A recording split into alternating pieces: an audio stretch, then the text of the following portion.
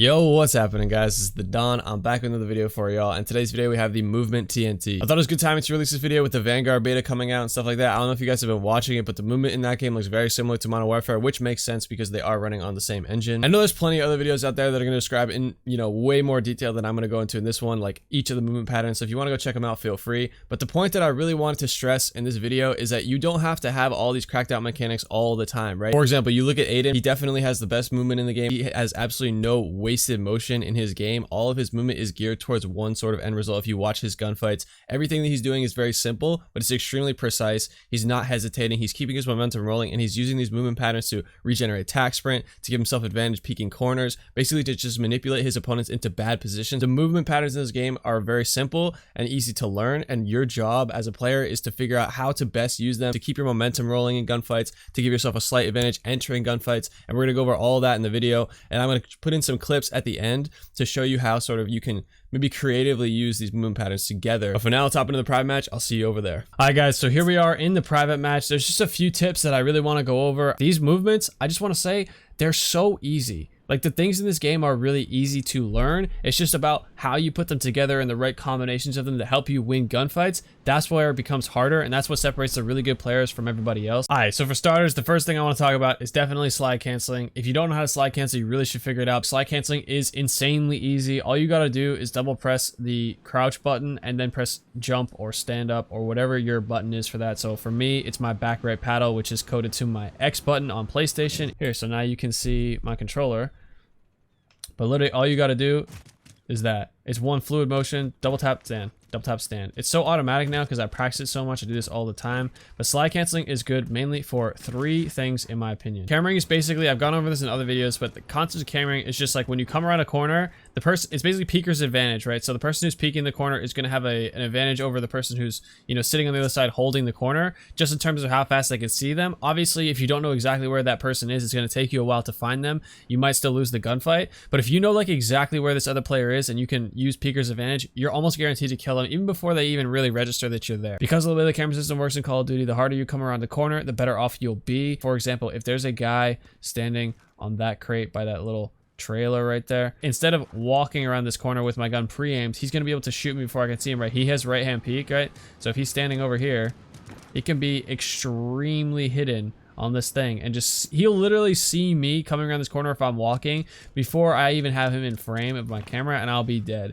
But if I slide around the corner and get my gun up like this, that's going to allow me to put shots on him potentially before he even sees me. I will say in some situations, a lot of times around a corner, it's better to jump shot maybe into a bunny hop or something like that, just because, that gives you a little bit further away from the corner, right? When I slide cancel, I wasn't actually that far. Oh, that was a terrible slide. When I slid like this, I wasn't actually that far from the corner. If you jump, you're sending your entire body really far away. And then if you add that extra bunny hop, wow, I'm really buffing this. All right. If you add the extra bunny hop at the end, I'm so much further away from where I was when I slid. So that's just going to be a little bit more of a surprise to him. Maybe he'll have to adjust his aim a little bit more significantly than he wants to, and I'll be able to land a few more shots, which can make the difference. The second thing the slide canceling is really good for is ducking behind cover. I don't know, people don't always go over this, but this is such a useful tip, right? So for this corner right here, for example, say if there's somebody down lane right in this area or something, maybe he's over here, something like that. I don't want to jump around this corner, anything like that. I want to slide below the barrier, pull my gun up like that, and shoot him in the face. Or for the other one, slide, jump around, or slide around the corner, shoot him in the face. Third thing the slide canceling does that's super beneficial is it regenerates your tactical sprint. Having tac sprint in your back pocket is going to help your movement significantly. Tac sprinting is a part of the movement. If I want to come around a corner, it is so much better to tac sprint around it than it is to just normal sprint around it. I have way more options with my movement. I'm going to throw my body way further, all this stuff. Also, it's just any normal gunfight, getting out of there quickly. Sometimes you need to get around a corner as fast as possible. Having tac sprint in your back pocket is extremely important. The jump shot is very straightforward. It's most effective for cameraing people.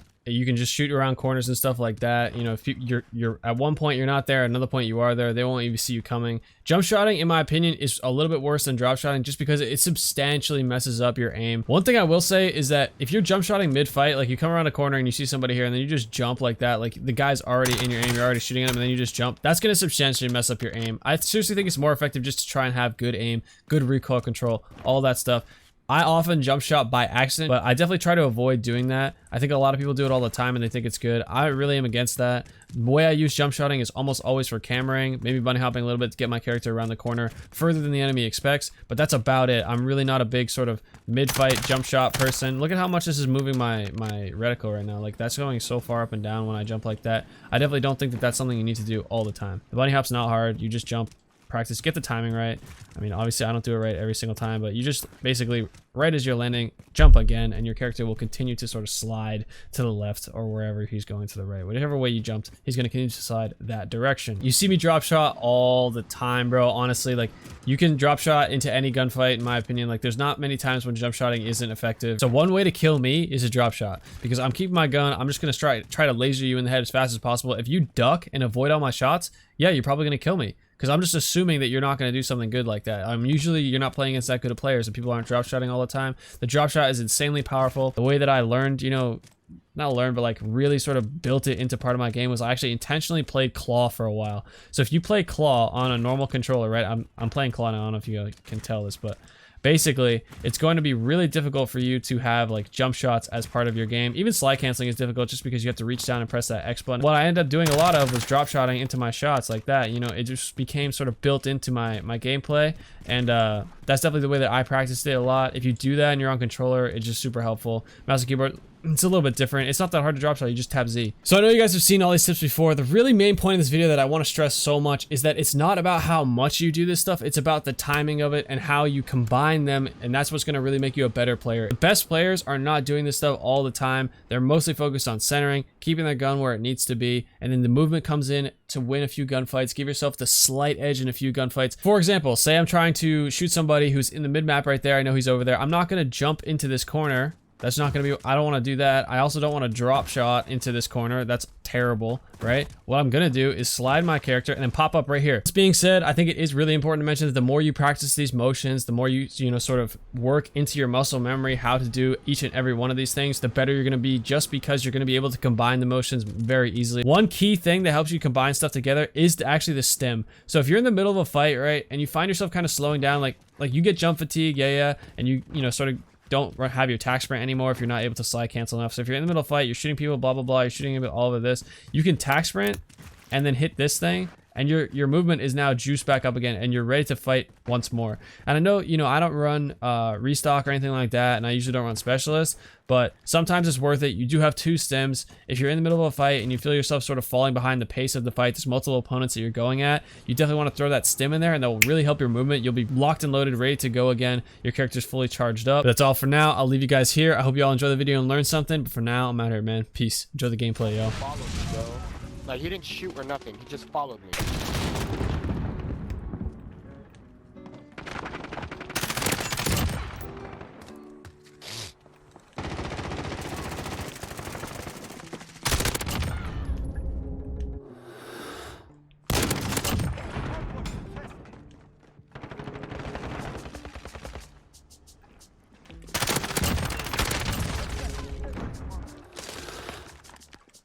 Friendly UAV overhead.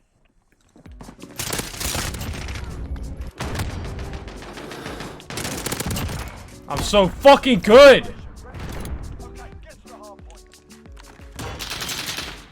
Hard point locked.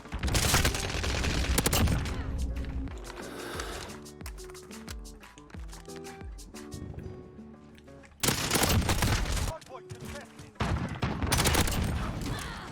Location secured.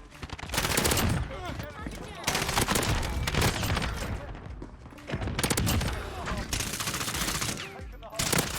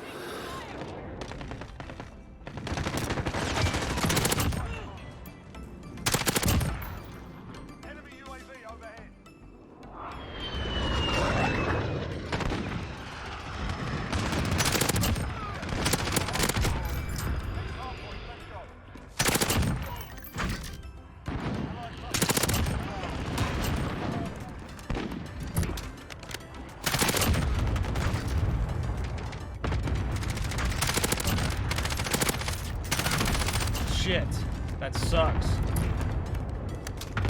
Yo guys, hop off the hard point. Hop off the hard point. Please. Yes.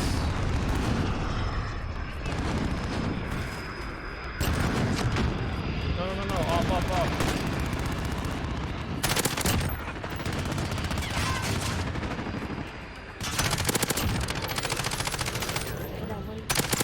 Yeah, baby.